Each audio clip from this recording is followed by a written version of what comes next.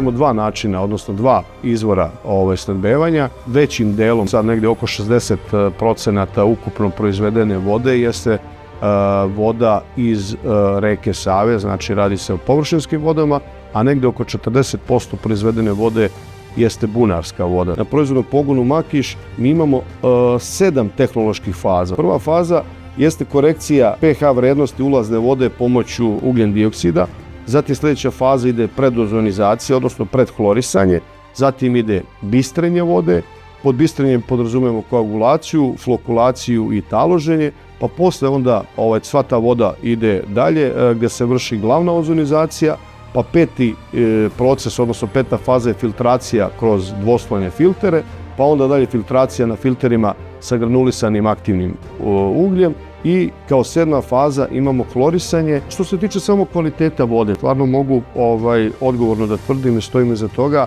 da je kvalitet vode u Beogradu na zadovoljavajućem nivou. Isključivo funkcionišemo i pratimo sve parametre u skladu sa pravilnikom o higijenskoj ispravnosti vode i tu nema apsolutno nikakvih kalkulacija. Znači, to je stvarno bogatstvo i jedna blagodet na kojom bi mi trebali da budemo ponosni.